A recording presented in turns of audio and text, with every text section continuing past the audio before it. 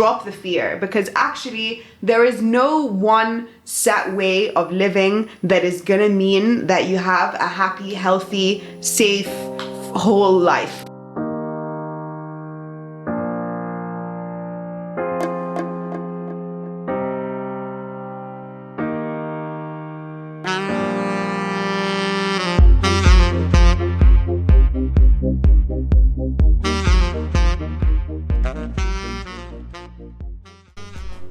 قبل ما نبتدي حلقة النهاردة عايزة أفكركم بليز تعملوا سبسكرايب لليوتيوب شانل، ولو الحلقة عجبتكم تعملوا لايك، ولو عجبتكم قوي تشير، لأن دي الطريقة الوحيدة اللي أنا ممكن أكمل أكبر كات ذا كراب وأعمل الكونفرسيشنز دي. فبليز 30 ثانية بتفرق معانا قوي، وكلها 30 ثانية.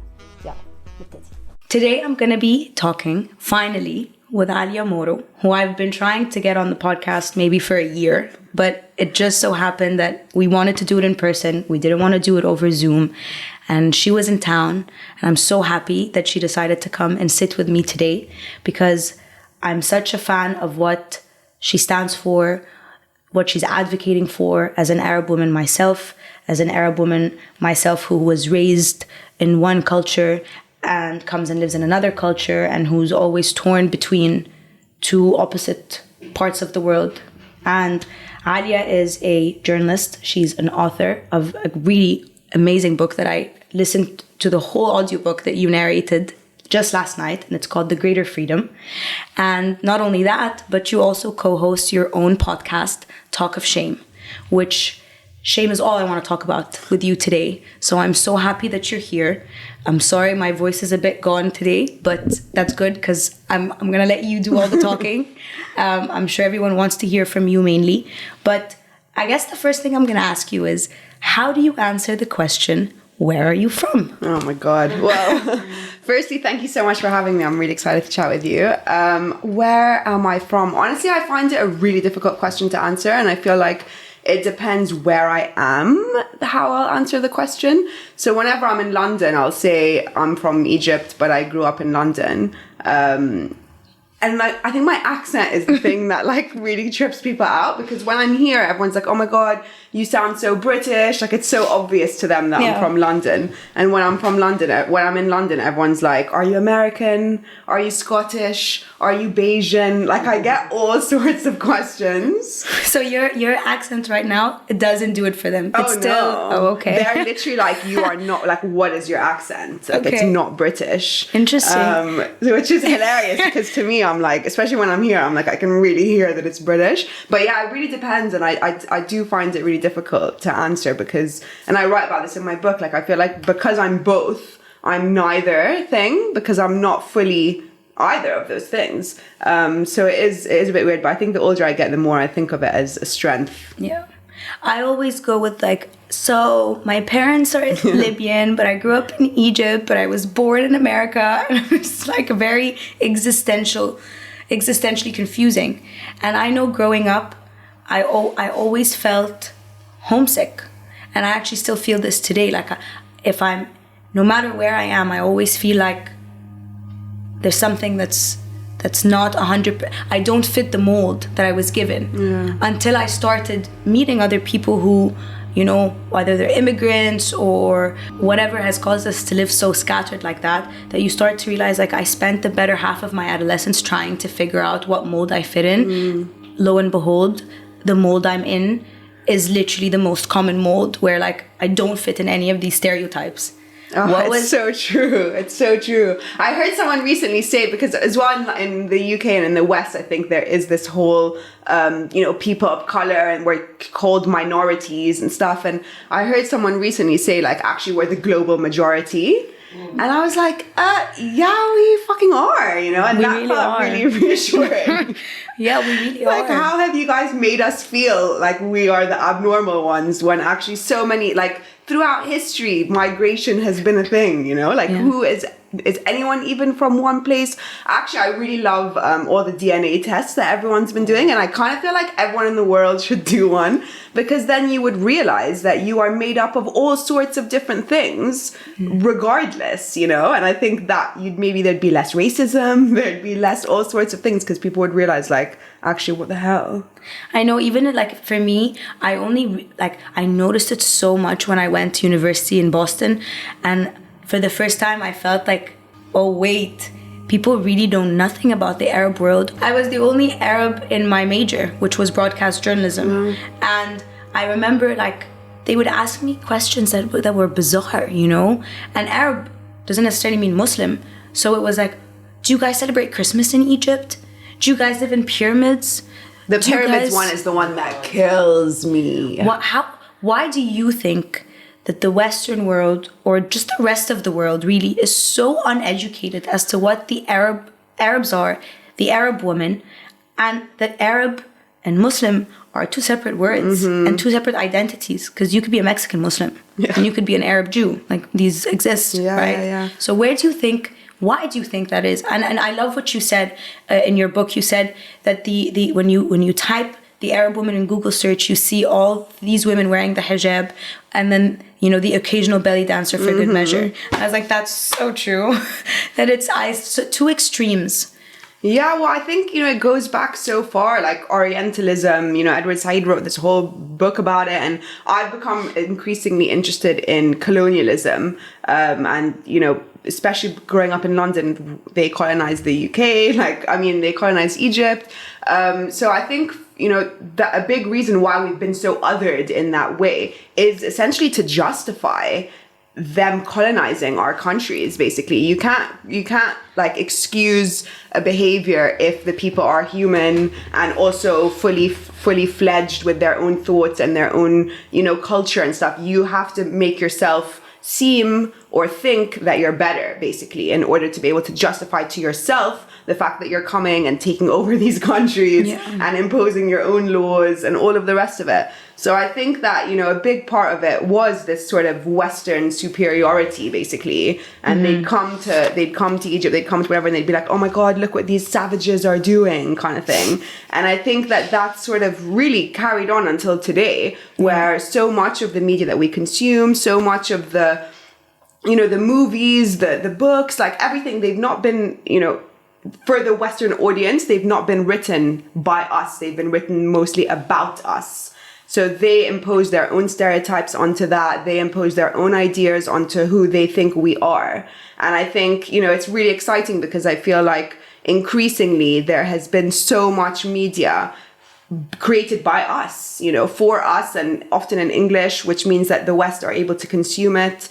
And that's really what I wanted to do with my book as well. I wasn't so much thinking about the Western world necessarily, but I just wanted to tell my own story because I felt like I have never seen it. I've never seen this reflected. Like you said, when I go onto Google and I type Arab woman, I don't see anyone that looks like me. I don't read any stories of people, you know, that I feel like I can relate to. And I think that's really changing. When I started writing this book, I must have been like 2017. I genuinely didn't see anything that I felt reflected me. And now I feel like I see quite a lot, and that is just really exciting. Well, that's actually interesting that you say that. Like, let's go back to 2017 and even before that, maybe like your teen years or your college years. What did that tug between two cultures, how did that affect you? What did that do to you growing up? Because I know for me, I really just always felt less than. I always felt like I'm not 100% who I'm supposed to be. And it kind of feels gross in a way. I don't have a better word to describe it. It kind of just feels like icky. Like I just don't get it. Yeah, I think for me what I found quite difficult, and I think I'm still sort of trying to unpick this a little bit, is like, how am I supposed to be? You know, it wasn't so much about like, who am I, or, you know, where am I from? It was more like, what is my life supposed to look like? Right? Because, and I'm very lucky, and I always say this, like my parents are, even though I hate that I even have to justify this, because what the hell does it mean? But I feel like my parents are really open-minded, right? They're really kind of like forward thinking. So there was a lot of things that, you know, my mom especially would be like, straighten your hair because mankusha, or, you know, like all of these kind of things that she had been told is how women are supposed to be, or like, don't have sex, or, you know, what do you mean boyfriend? You know, so there was like a lot of stuff like that. What do you mean boyfriend? Like, what even is that, you know? So there was a lot of that I found confusing, because I was like, but why are my English friends doing whatever the hell they want? And they'd like sleep over, or, you know, and they'd go out and they'd have boyfriends and all of this. So it was more like the behavior that I found difficult. And there was this really interesting study that I wrote in my book, where girls who live abroad who had sex before marriage felt less Arab as a result. And I just found that so fascinating. And it was so, I think it just really goes to show, like, behavior has been made to seem as if it's like Eastern or Western. And I think that's where the tug of war comes for me, where I'm like, but where are my decisions involved in this? You know, like, what if I smoke a cigarette? It means that I'm British, or like, what does that even mean? Because everyone smokes. Like, what? Yeah, then you have all these like Saudi, Bahraini girls taking shots under the bar in college, like not wanting anyone to see them, and everyone's like, yo, just have, like, do you, like, it's fine. And I think that's what, yeah, I've always believed it's not what you do, it's how you do it. You know, like, if I'm gonna do something, I'm not gonna hide behind the fear, because I feel like I realized at such a young age that the only tool that they have towards women, Arab women, is fear. You know, and I grew up on this idea that one mistake could ruin you for the rest of your life. God, it's such a burden to carry. Like, my goodness. I truly have that cemented in my DNA, and with a lot of therapy and a lot of exposure and a lot of self-talk, do I try and like tell myself, like, by the way, it's fine. It's fine. You know, like, just even through high school and through college and through experimenting and through being exposed to things and making mistakes. So I even tell my younger cousin, I'm like, I know, like, she's first year of her university. I'm like, even if you make the wrong mistake, like, or take the wrong choice, or you do something that you don't like necessarily 100% agree with later, it's fine. There's always a chance to redeem yourself. Yeah. So this concept of fear/shame. So fear of being shamed, I guess, is the tool, right? Tell me more about that. I have so many questions about that, but let me leave it open-ended for you. Honestly, I've been really trying to unpick it, and that's why, you know, I've got this podcast, Talk of Shame, because I feel like there's so much that we're made to feel ashamed about as women, full stop. And I think, you know, of course, as Arab women, there's an added layer a lot of the time, but I always come back to the fact that actually we live in a patriarchal world, and these are the sort of messages that women everywhere, no matter what culture you're from or what religion you are or whatever, we're all kind of told the same messages. I think it just depends to what extent. But I think you're spot on. Like, fear is such a powerful controlling tool, and from a really young age we're made to, you know, close your legs, don't sit like that, or, you know, don't speak like that to an older, whatever it might be, right? We're really controlled from a very young age, and I think it is really difficult to unpick as you get older. But the more we speak about these things, I really feel like the more we're able to reclaim these narratives for ourselves, because shame makes you think that you are the only person that's ever felt like that, or the only person that's ever made that mistake, right? And because you're made to feel so ashamed about it, you don't talk about it. Sometimes you don't even talk about it with your best friend. Sometimes you don't even, you know, allow yourself to even think about it in your own head, right? It's true.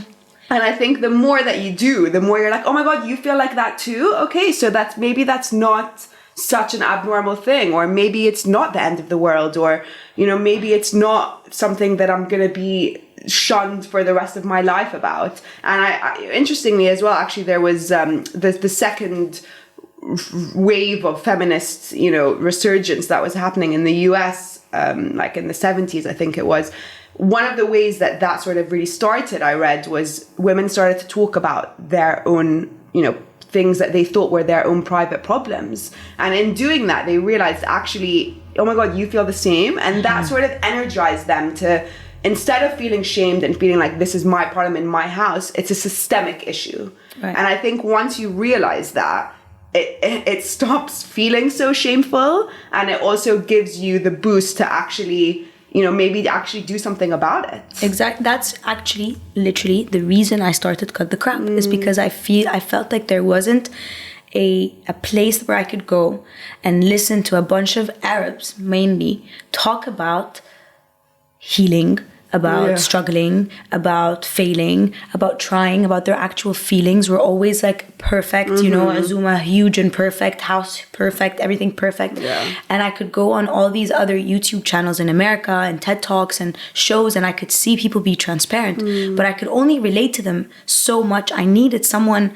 like us to say that. And that's why I felt like if you can have someone else say, I went through this too, you automatically go, oh, okay, so it's not just me, so we're not going to sabotage me anymore. We're going to, you know, fix the problem. Yeah. What were your parents like? Were they, because you moved to the UK, you were 8, right? So you're going into that, like you're about to be a teenager, it's about to get fun for them. So were they extra strict there than they were here? Because I've seen that with my cousins. Yeah, it's funny actually. My dad recently said to me, he was like, if you had grown up in Egypt, I would have raised you very differently. And I was like, oh wow, all right. Oh, tell me more what that was like. What did he mean? Well, I think it's because like it's sort of like a when in Rome. That's how he put it. And that it's a bit difficult, because then it's like, well, then if we're all in Rome, then Rome is never going to change, you know? So I don't know what to say about that. But I actually moved to Egypt for 1 year when I was 12. And that was, funnily enough, when I actually started. I don't know if it was the age, or I don't know if it was Egypt, but that was when I actually started to smoke. That was when I started to do all the things that in London my friends hadn't even started to do yet. So I found that hilarious, because honestly, yeah, that's not what people would expect. But it was when I went back to London after that I think I was already very rebellious. I was pissed off that they had made me move country so many times. Like, I was really angry. Yeah. So I was rebelling in ways that I might not otherwise have done. But my dad was working a lot. He was often away. And my mom was the one, Haram, who had to like kind of try and impose some kind of boundary on me, and I refused. I was just like, absolutely not. And it's now I'm really grateful for that, because I do feel like it's such a normal part of being a teenager actually to rebel. And again, I'm lucky because my mom agreed to come along for the ride with me, but now she's completely different and we get along so well. And you know, I don't think she had a choice. No. I don't think she agreed to come on the ride with you. No, but it's a gift with purchase here. But she opened her mind. I mean, you know, like now we speak about all sorts of things that she would never have been able, and reading my book as well, I think really changed her, because she was like, and her friends as well, like it's just been really like a really cool experience. But she was literally like, you wrote about things that I have always felt, but never felt like I was even able to acknowledge to myself. And I think, again, like the more brave you are and the more honest and transparent you are, the more it enables other people to also be that. Exactly. Because I was just going to say, I'm sure this was a journey for your mom as well, because now she gets to actually have words for the way that she's been feeling for so many years, but no one at all was there for her to vent to, or to relate to, or to be exposed to. So even for our moms, like I was talking to my mom about, you know, like how so many women don't ever go to the gynecologist until they're married. And then they go and they have all sorts of issues. And it's like, why are you making women so afraid to check up, because they might lose their virginity during a checkup? But like, she could be filled with fibroids and tumors that no one knows about. Also, what the hell is virginity? What is virginity? Like, it's such a social construct, you know what I mean? Like, it's not, the hymen it's not even a real thing, really. Like, and it's not something you break or you tear. It's the science that they've taught over the years is crazy. Yeah, it's so wrong and it's so damaging, and it genuinely really upsets me. And I love seeing like what Noor Imam is doing, this is Mother Being, like all of these kind of conversations that are being had, because I just feel like, again, the shame is actually dangerous, because you end up in situations that you might need to speak to your mom for advice, or you might need to go to the gynecologist, or you might need to, you know, know what your body even looks like or does or feels like, but we are not raised to know these things at all. No. So what happens then when you're in the real world, as we all are, and you have to actually make decisions and, you know, all of this kind of stuff? You can't, because you don't have the information. You don't, and you even get to a point where you don't even know what to ask. Yeah. You know? So like, we had this conversation, the conversation of virginity came up, you know, and I showed her the mother being, and I showed her, I was like, by the way, like, the hymen is not something that breaks or tears. It's this, it's that. She's like, you know, they used to make us so scared growing up about this, that like, that's how they controlled you. Yeah. That's how they controlled you, to control the honor of the family, وشرفك وشرف العيلة. And if you think about it, no matter how smart you are, how much you accomplish in your life, how genuine you might be, how much good you could do for others, how harmless of a human being you are, none of it matters if you're a woman and you lose your virginity, apparently. Well, that's what they make the concept, think, yeah. right? To the concept, like, to them, it's like, it doesn't matter. You could be beautiful, you could be smart, you could be successful, but if you're not a virgin, no one's gonna marry you. It's wild. You're done. It's wild. You're no done. one asks if a guy is a virgin. No one cares. And Well, it's the like, who do you assumption think is he's that having he's sex with? Like a cow? Like, who do you think he's with? You know, like, if men, it's okay for men to have sex, like, who do you think they're sleeping with? Yeah. Literally. You know? But It's such a form of control again, though, because it's just a way to ensure that like we're fitting into these small little roles that have been given to us. And because for so many, till only now is it really kind of changing, I think, but we needed a man, right? We needed either our dads or our husbands or whatever to, you know, even in the UK up until like not even that long ago, I wouldn't have been able to have my own flat. I wouldn't have been able to live alone. I wouldn't be able to open a bank account unless my dad or my husband did it for me. even in the UK. Yeah. Yeah, everywhere. That's the thing. Everywhere. Like patriarchal world everywhere. I'm going to read this from your book because I loved it. It says, as women, we're taught to place importance on another person, be that our husbands, our fathers, our mothers, our extended circles. We're taught to be caregivers instead of giving that love to ourselves. We're going to talk about that. And then we are taught to hold our tongue, and in doing so, to suppress our own instincts, which women have very strong instincts that we shut up, and desires, which we never acknowledge apparently. And I love this.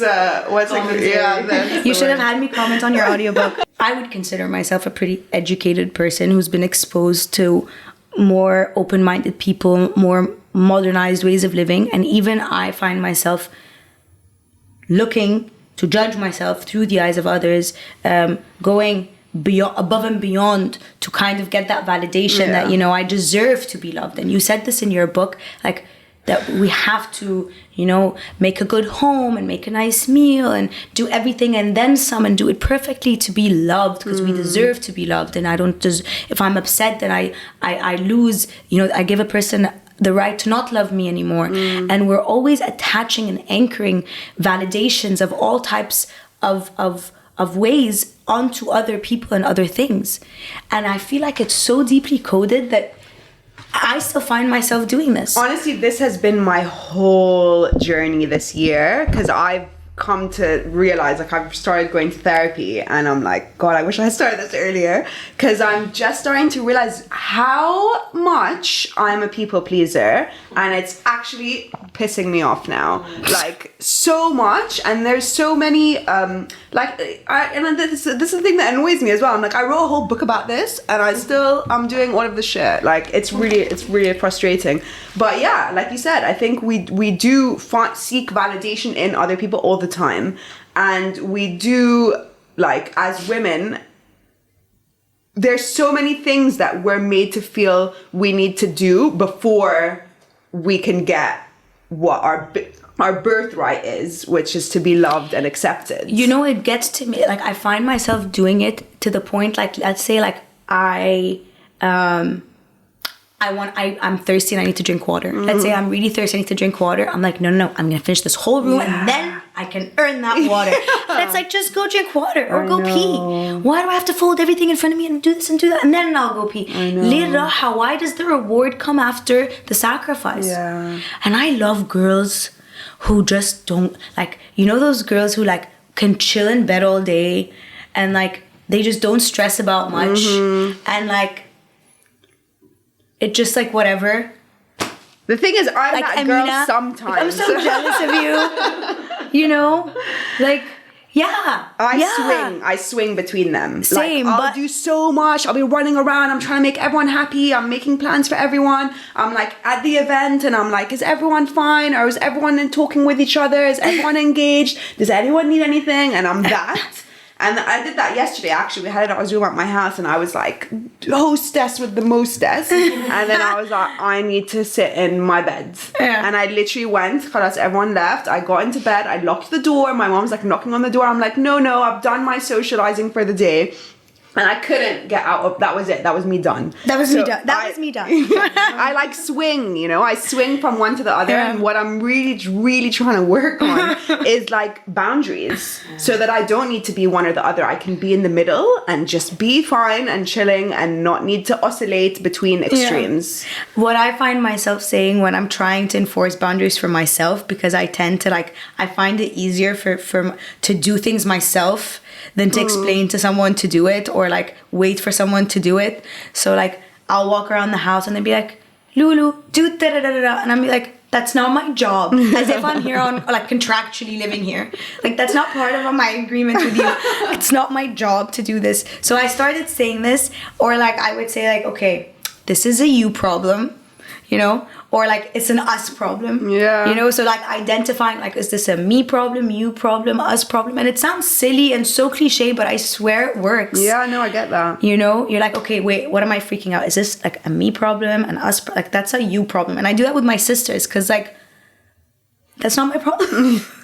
That could be your problem. Yeah. You know, or whatever the case might be, but I always feel like it's my responsibility to like solve everyone's issue, you know, like you're upset, and I think it's like a bit of trauma as well, because it's kind of like, oh, you're upset, okay, it's my responsibility to make you not upset, but I don't even have that capacity. It's impossible. And the know? other unhealthy part of all of this is that I feel like Arab families it's like a big melting pot of so many unnecessary opinions that are so unwelcomed, and that, you know, your aunt's your mom and your uncle's your dad and your this is your that. It's like, no, like you start to feel like there's so many voices in your head. There's so much noise, and there's so many people that are dictating how you're being raised. And I feel like that just, it blurs the line.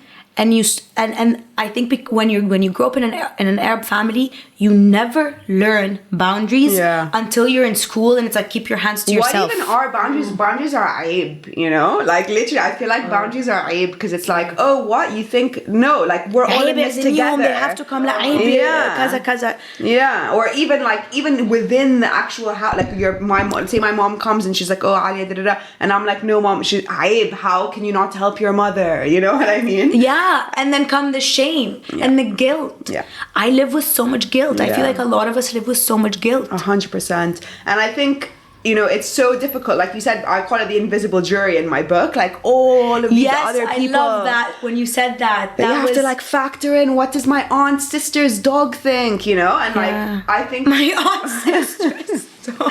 Like, it's so wild. And I feel like I've been, again, this year in particular, really trying to just learn how to tune these voices out and trust my own intuition.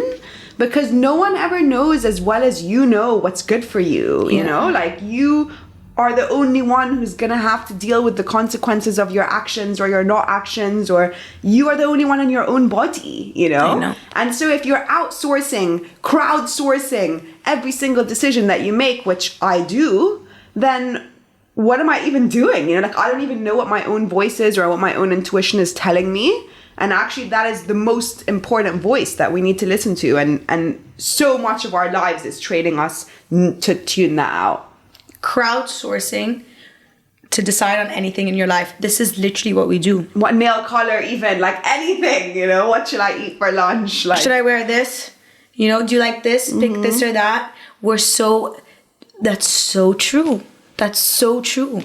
And so when do you start, or when was it for you that you're like, okay, hold on, something's gotta give here. These behaviors are not working? I'm not really sure, because I feel like it's been a gradual thing, and definitely writing the book was the first sort of intro into that for me. And I don't know if you've heard of like Statham's Return, but like I was writing it during my Statham's Return, and I felt like that was such a shedding. It was the beginning of the shedding. And then I honestly think COVID, like really like the pandemic, you know, the word that no one wants to talk about, but here we are. I feel like I never want to say it, but we're here. Yeah. I live alone, so I was alone in my flat for months and months and months on end, and my book had just come out, and I was like, what am I doing? What's next? Like, who am I? And I think I really had to kind of start to deal with some of the stuff that I had just always been too busy to think about. Or, you know, thought I was too busy to think about, and starting therapy and all of these kind of things. I think I started to really realize, like, wait, are these behaviors actually helping or hindering me? And I think the older you get, the more you're able to look at things objectively. And I just started to feel like, wait, I don't want to live like this, you know? And because I would oscillate to the extremes like that, I feel like a lot of the ways I've been living my life almost has been like in opposition to the ideas that I have been raised with, you know, even in terms of like, you have to get married, or, you know, our job is to like raise children and like sit at home with them, and whatever these kind of messages that we get are. I've just been like, absolutely not, hell no.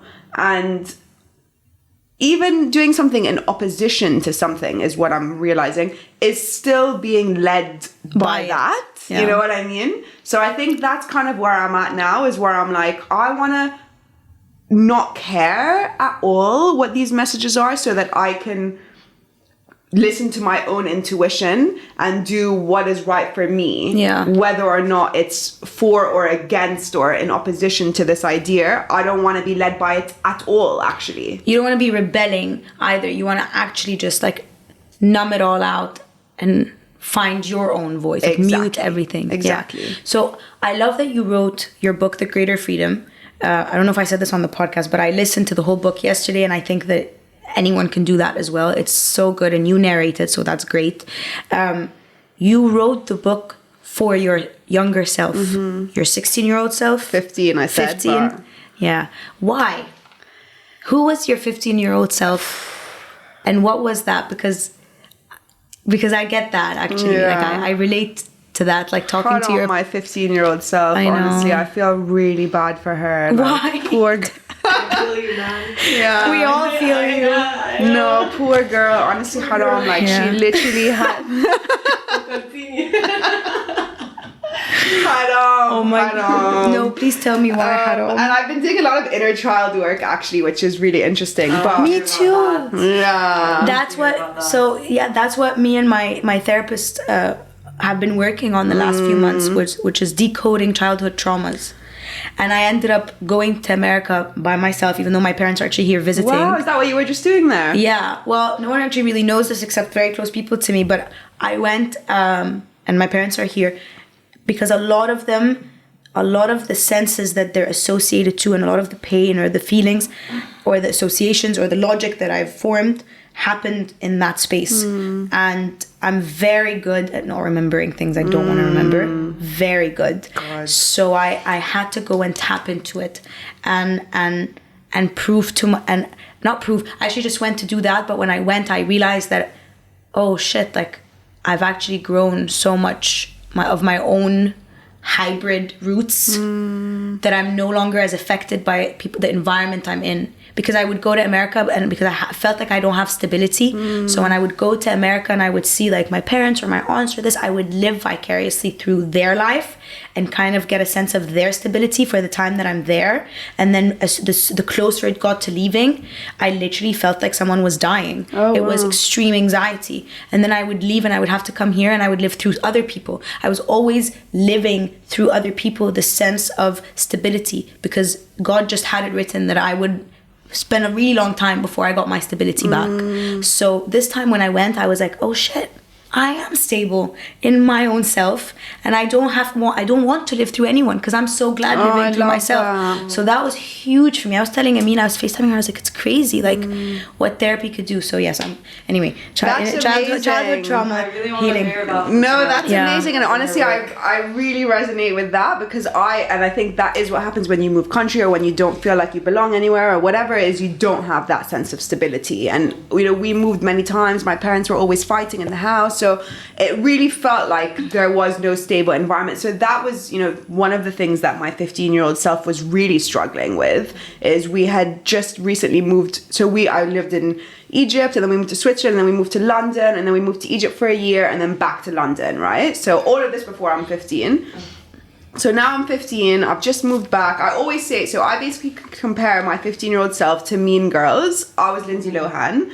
I had just moved back from Africa, Egypt. And I'm in London now, and I'm in this all-girls school, and I just wanted to be liked, you know? I just really wanted to be in with the popular girls. Like, it really mattered to me that they thought I was cool. All this stupid stuff that at the time literally feels like the most important thing, right? Literally. Of course, yeah. And I'm there, and like I feel so lost, and my parents are fighting, and I want to go back to Egypt, but also like khalas, I can't now, and now I'm here, and these girls are all bitches, and I really want them to like me though, and I'm like trying to make them like me, and then there's this boy, and I write about this in the book. Basically, he like tricked me. I feel like he actually tricked me to lose my virginity to him. So I did, and then I got bullied because I had sex with him, and my mom, they were calling my mom, and my mom found out, and then my mom's like, you know, it was hell. This is why she said. Is that what she said? It was literally like, honestly, like it was actually the most traumatizing year of my whole entire life. I need to know your mom's reaction to this, because I think that everyone draws it in their head as to like how their parents would react if they found out something like that. And I lied to her and said that it wasn't true. no. Lie till you die. Yeah, literally.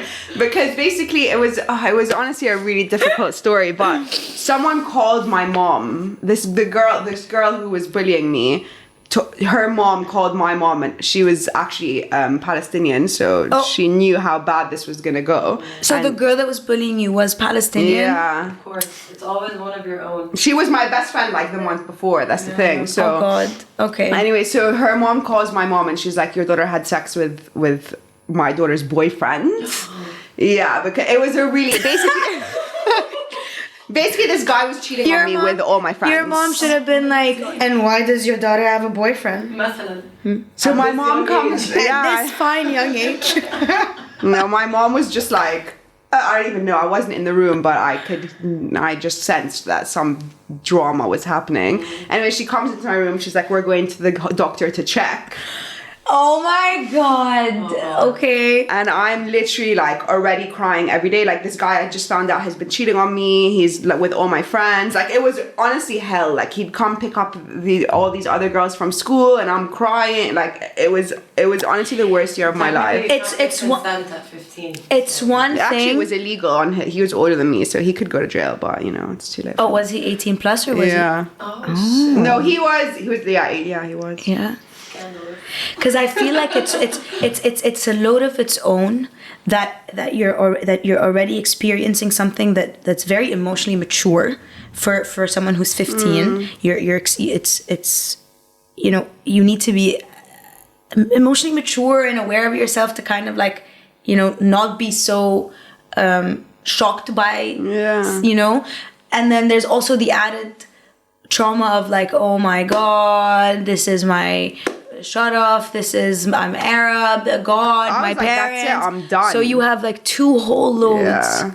That's so heavy for you. The thing is, I think why I speak about this openly now and why I wrote about this in my book and stuff is because I just feel like, you know, everyone of course does the best that they can with the things that they have available to them, but I sort of just feel like if we had more conversation about, I don't think I would have had sex with this guy had sex not been such a taboo conversation. You know, like so many of my friends there, they had sex when they wanted to, when it felt right for them, not out of like a need or like curiosity or like anything, you know. Like I feel like and I say this in the book, like when everything is wrong, how do you decide what is right? Because it's all wrong, right? So like I didn't even really have the mental, of course I'm also very young, but I didn't even really have the mental capacity to realize that this guy was actually a piece of shit, because I didn't have any understanding of what a healthy relationship is, for example,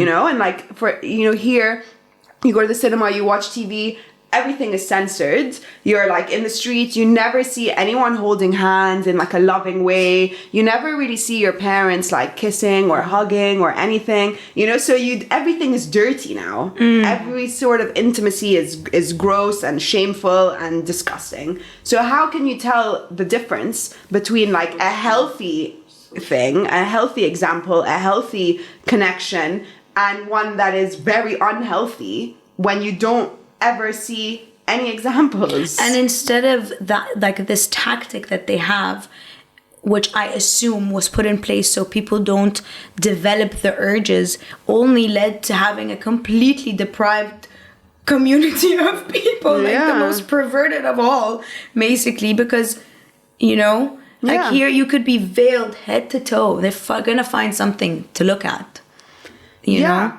And they're gonna sexualize you one way or another. So it's like, you're right, the education part of it is what would, the more information you have, the better choices you can make. 100%. And the more open communication with women, even if it's not your mom, like a cousin or a sister or an aunt or a teacher, whatever. Anything, sex education, anything. And I just feel like it's so lacking. So that was why I wrote the book for my 15-year-old self, because she was, poor thing, like just completely out in the wilderness.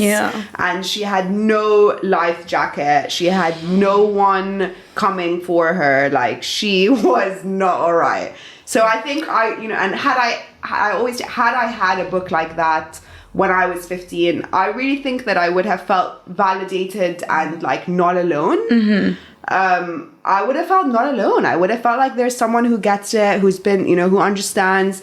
And I think this is pretty much the theme of this conversation. That's why it's so important to be transparent, because if that book can just make one person feel not alone, then I've more than done, you know, my job, kind of thing. And I think that's why we need to be honest, because I don't want anyone to ever feel like that.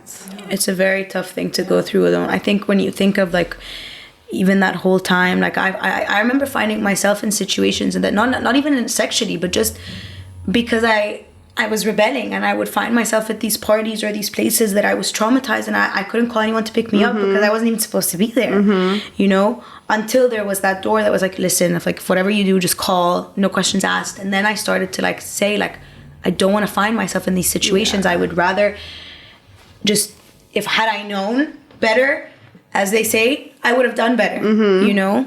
And I think that's why this generation, Gen Z, is so loud and rebellious, because it's Khalas. We set the tone for them, Bardo, because we've become way more transparent than the previous generation. We're the yes, but khalas, they don't need to make the same mistakes that we've been making. I know a lot of girls who were of the first to speak up about a lot of things that were seen as weird, and look at what she's posting, and now they're thought leaders, and they're advocates for people like us, and you can relate to them and say, like, thank God you're honest, because now my mom saw it, and now when I tell her, I'll be like, by the way, mom, like that happened to me too. And even our parents and aunts and uncles are starting to become more transparent with us about their past that they would never share. I mean, if you remember, actually, like the 70s and the 60s, there was like a sexual revolution. Like sex was so totally fine. Like we're not even gonna talk about making out in public. People were doing whatever they wanted. Exactly, but no one's. Well, I don't know about no, but actually, if you watch, but I'll tell you, if you watch like Suad Hosni's movies and Rushdie Abaza, they would make out normally. There were kissing scenes, completely normal, like black and white movies. Yeah, this was normal. Wow. So, and then all of a sudden now it's like they won't even put a male and female actor and actress in the same bed or hugging. What would you say to your 15-year-old self now? Because I feel like even 15-year-olds now want to hear it, because I love what the Gen Z kids are doing, and I love that they're like, you know what, we're gonna tug this rope on the other side, and we're winning this tug of war, and we're gonna be us. But I still think a lot of them are at an age where it's like you can rebel, but I don't think you need to rebel too much to make a point. Like, do you know what I mean? Yeah, 100%. And actually, this is very much what I'm grappling with. And I've started working on a new project, which I'm really excited about. And it's kind of about this almost in terms of like, again, sort of not don't rebel for rebellion's sake, you know, and kind of figure out what is right for you almost. And it doesn't necessarily mean it's going to be what's right for you or what's right for someone else, or, you know, but everyone has their own moral compass essentially that I feel like we need to really get to know. So I think, what I would say to my 15-year-old self or a 15-year-old is basically really kind of try and get in touch with yourself at the end of the day, your own intuition, your own kind of sense of right and wrong, because a lot of the time, you know, even laws, I always say this, like even laws are not like things that are illegal or things that are legal even are wrong a lot of the time. You know what I mean? Like it's not always that legal and illegal doesn't mean wrong or right. Exactly. It's not legal and illegal is not a substitute for wrong and right, which is not a substitute for haram and halal. Exactly. Which are words that are wrong for you, masalan. Like and for you. And weed, masalan. Right. Weed is illegal, alcohol is legal. Alcohol is terrible. It's much worse for you, really. Right. You know, and weed is medicinal. Medicinal. That's the thing. Medicinal. So I think, really, really just sort of get to know yourself and learn how to trust your own intuition and your own instincts, because I think, you know, most of the time that is, you know. And I also think that at this age, like actually at all ages, I find that people, including myself, gravitate more towards people that are so at peace with themselves. Even if what you do is something so bizarre to me. But then when I see like you just love what you're doing and you love how you are and you just love how you dress, even if you dress so if you own it. I just love being around people that are comfortable with who they are. Yeah. And I find myself gravitating towards this. I respect it so much. So I think like everything you think that's important at the ages of 12 to 18, it's so not important. No. Life gets so much better. And easier, I think, because you have more control and awareness. Yeah, 100%. And also those girls who are really popular and that you want them to like you, they have peaked. That's their peak. It really is. It is, because it's true. We're only it's all downhill. Yeah. Like don't even worry about that. Wait till we're 40. I know. No, for real. Yeah. Unless if they're not mean girls, but unless you're popular because you're nice to everybody because you're friendly and because, you know, of like things that you enjoy doing, then that's fine. But if you're just popular because you have all the gossip all the time and you're trying to always have people at your house and like and ice others out and have that upper hand, all these games take so much energy away from actually using what this time is for, which is figuring out who you are, figuring out like what you like to do and what you don't like to do, figuring out like who is a good friend, what makes a good friend and what doesn't make a good friend, what makes a cute boy and what doesn't make a cute boy, what makes a cute girl, what are you even attracted to. So like answering those questions first as opposed to like following whatever herd of sheep you're following. 100%, because they're only going to take you over the mountain. They're only going to take you off the cliff. It really is.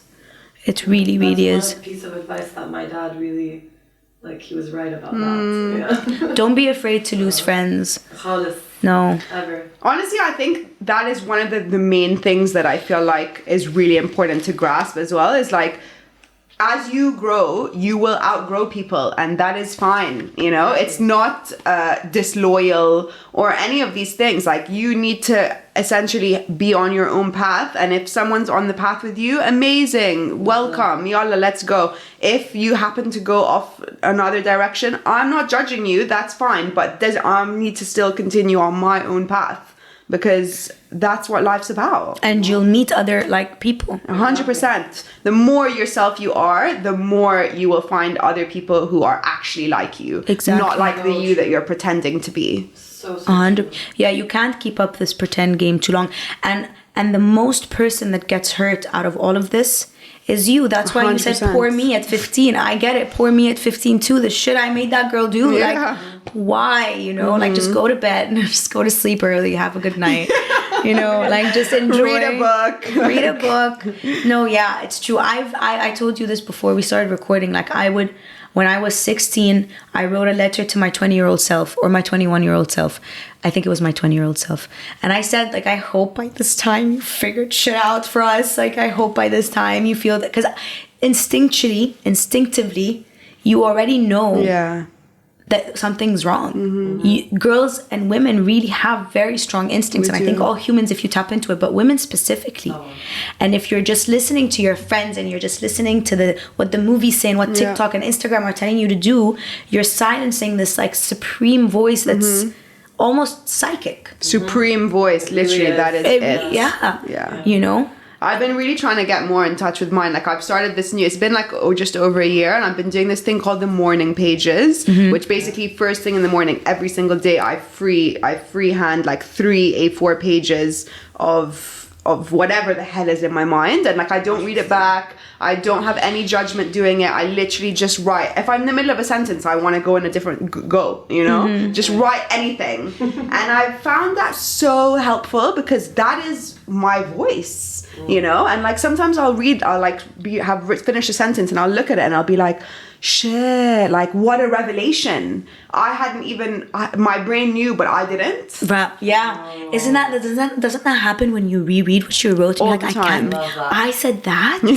I so said wise. that? Yeah. By the way, you see this big box on the bottom there? Those are all my journals since I was 13. Oh, I love that. And sometimes I go back and I'm so glad I handwritten them because I swear to God, some things, if they were typed, I'd say like my sister wrote it or someone like typed it. So I think it's great to do that to kind of like monitor where you're at because the pages don't lie. No. You could be saying something and you start writing and you realize the real truth inside you that you don't even know till you pen to paper and you actually start writing it down. And the thing is, so often we'll know, but we won't want to admit to ourselves that we know, you know, or even in action or anything. We're like, try and convince ourselves like, no, it's fine. No, that's not really what no, it's fine, you know. And I've had that with a boy this whole year, actually. I've known that I should run from this dude, but I was like, no, it's totally fine. Everything's great, you know. It's okay. We're all a work in progress. But I don't I don't go on my phone for the first like hour of my day. I swear my life, it changed my whole life. I swear to God, it changed my life, and it's an hour. Yeah, it's nothing. Also, it's like. But that also is coming back to you knowing your own voice and knowing your own instincts, right? Because if I wake up in the morning and I'm still asleep and my eyes nusim at full and I'm like scrolling already, seeing what everyone else in the world thinks and is doing, and this person said and this person's doing this, and this person went to the gym already or whatever. I'm not even awake yet. And I'm already like absorbing all of his other thoughts. I need to check my phone in the morning because I need to make sure no one died. This is my issue. An hour. This is my anxiety. You don't have to know for the first hour, Fallon. You really. And by the time, if you find out and you've been awake for an hour, you are more equipped to deal with this news. That's so true. This is true. That is so true. I'm convinced. An hour, half an hour, even if you need to build up to it. I'll check my phone pretty quick just to make sure there's nothing like really, really important. No. Okay. Okay. So on the subject, what are some disciplines that you have? I know you acquire disciplines along the way, and sometimes you toss them out. You're like, okay, actually, this doesn't work for me. So what disciplines have you acquired thus far that work for you that you would recommend to myself, Amina, and fellow Gen Z viewers? I'm a seriously disciplined human because otherwise I would do nothing. So number one, it's like small little routines, like you said, disciplines that you pick up along the way. Are you a Gemini? I'm Cancer the day it becomes Cancer. So I'm like, so you're like kind. Yeah. I love 22nd. 22nd. I love Cancer. We're the best. What are you? I'm a Gemini. Okay, nice. Oh, you are? Okay, nice. Yeah, I love Geminis. I have a lot of Gemini friends. Carry on. Morning pages, honestly, really 100%. Reading every single day. I feel like it just expands your vocabulary. Like, just so many, like, reading is very important. And then, small things. Like, I feel like most of my disciplines are involved in work because I'm a really hard worker and I'm really, like, ambitious AF. So I'll do like 40 minutes. I do this thing kind of like a Pomodoro technique, but I've expanded it. So I do like, I have 40-minute alarms basically throughout my whole day. Interesting. And I do 40 minutes of work. I don't look at my phone. I don't use the bathroom. I don't I'm 40 minutes of work. I'm focusing on one thing. And then I take a 10-minute break, and I just do that throughout the day basically. And I found that really helpful because 40 minutes is like totally an amount of time where you can just focus, right? Like, wow. It's really not that long. And knowing that there's an end in sight, I'm like, okay, I don't need to look at my phone now. Like, so yeah, I found that to be really, really helpful. And I think those are the main sort of disciplines that improve my life, is like being really conscious of like not being on my phone all the time. I don't have any notifications on, which is really helpful as well, because I'm like, I'm not just at your beck and call random person on the other end of the line. My mom gets really mad though, because she's like, you're not even answering me. And I'm like, my phone doesn't ring. I will totally, I will totally, yeah. I mean, I do that, but I'll totally do this no phone in the morning, but like no notifications. I will literally believe that no one needs me. No, but you're going to check your phone every so often, right? And you'll see that. No, I can actually not check my phone if it's not called, like, okay. If my phone's not calling me, oh, it's with you. I won't. I can live without it. Yeah. You know, like I choose when to use my phone. And I have a very weird relationship with my phone that like needs to change. And I always have breaks. Someone give this girl a mic. Someone yeah, sometimes I just stop using my phone for a month, and then I go back to using it, and it's like constantly in the morning I have to check it, and it gives me anxiety. You know, one of the weeks when I was in America, my weekly usage report came up, and guess how much my average was? 59 minutes. Wow. I just got mine today though. 7 hours. Wow. Yeah. See what you do with me? I think it's the first hour that really matters more than anything else though. Oh my god. Let's try that. Yeah, we should try that. We honestly should try that. Okay. Carry on with your disciplines. I think those are all my disciplines, to be honest. I love that. Yeah. I guess I'm gonna merge two of my questions. One of them was what can Arab women today, the Arab women of today, of all their ways and shapes and works and backgrounds and attitudes and personalities and characteristics and all of that, what can they do to help expand the reality of the image of the Arab woman minus Muslim, because it's really not the same thing. No. It's relevant, but it's not a synonym to Arab, right? Yeah. And then I'm going to merge with that question is, we are going to be mothers. Like, if... Maybe. Like we as Maybe in not. this generation. As in this generation. Like, our generation now, like the likes of us who are exposed are now going to be the moms of the new generation, right? So I know that I still think about this now. I'm like, I can't bring a child into this world until I know like what I'm going to tell her about religion, about sex, about boys, about school, about life, about right, about wrong. Like, what is right, what is wrong? I don't know what to say. I do not know what to say. So from your perspective, and you're a journalist, so you've researched a lot. I'm sure you've talked about this with a lot of people. What do you think they can do as well to raise kids who aren't struggling to find the mold that they fit in? Like, am I gonna also tell my kids like, haram, no boyfriends till you're 50? You know, am I gonna say that? Not. No boys over, no this, like no girls here, no this, that. Yeah. Like, will I raise my son like differently than my daughter? No. But these are really important questions to ask. They're really important questions, and I'm not sure that I have all the answers either, to be honest. It's definitely still something that I'm thinking about and working towards, and I've been having a lot of really interesting conversations with my friends now who do have kids, in terms of like, what kind of conversations are you having with them? And one of my friends has an 11-year-old son, so that is just wild, the fact that he's starting to like actually ask questions and like have a girl that he fancies, and you know, all of these kind of things. That's crazy. Really crazy. But I think in terms of like the average, you know, I'll divide these questions back up, but I feel like in terms of your first part, I think we all need to be, and this is really the theme of the convo, but we really need to all be as honest as possible. And if you don't, you don't need to go write a book, like you don't need to launch your own podcast, like you don't need to do all of these things, right? But what you can do is be honest with yourself for starters, and with your best friend at least, or like your sister or your cousin, or like have open and honest and transparent conversations in the rooms that you are in. And that will breed so, like, you don't even know where that's going to go, right? Like, if you have one conversation and they have one conversation with someone else, khalas, now, like, everyone, you guys are all being honest with each other. That's amazing. There's so much growth and change and transformation and reassurance and, breaking down of shame and like all the things that come with that, right? Just one open conversation, one transparent, honest chat. Like, I think that is healing in ways beyond what we can imagine, right?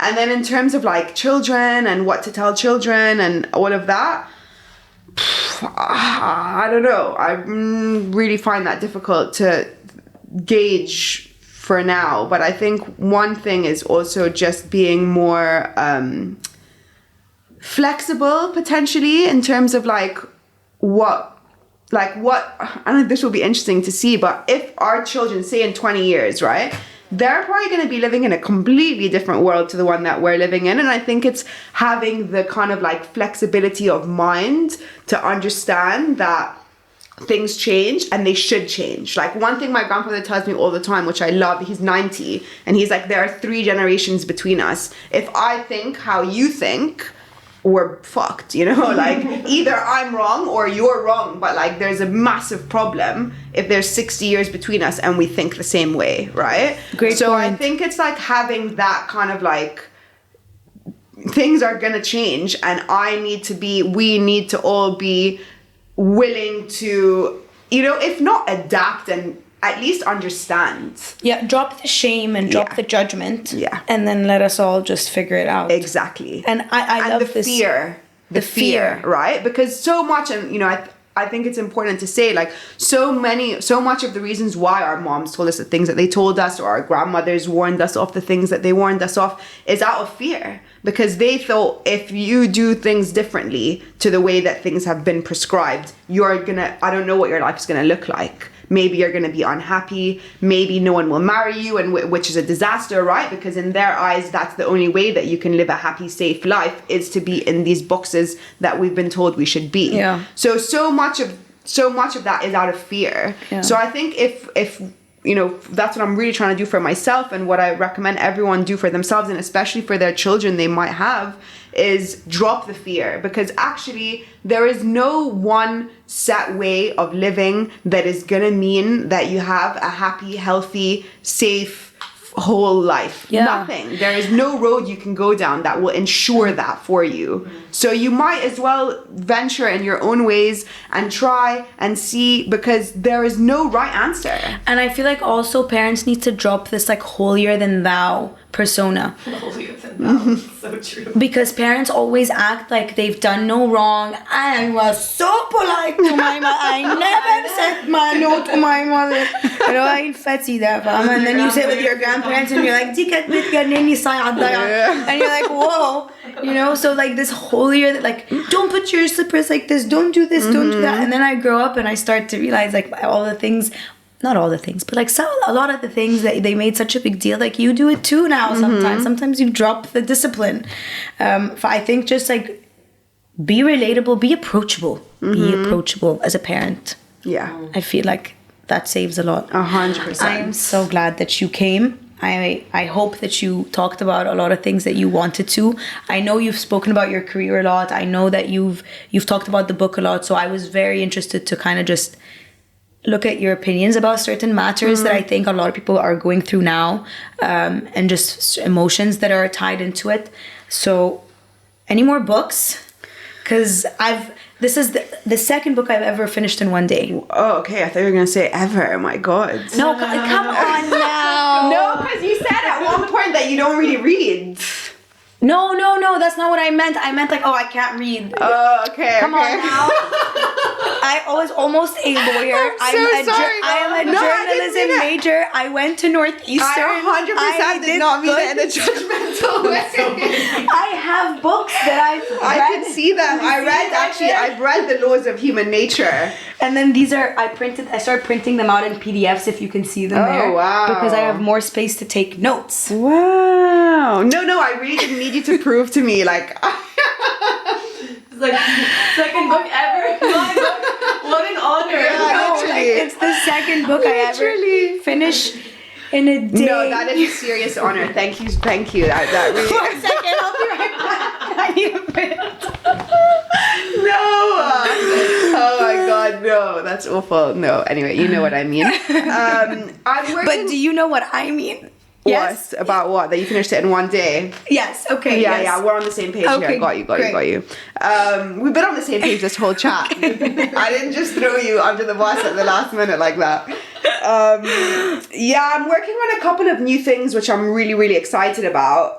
They are early stages, but and I don't want to say too much about them. But basically, they're in the same.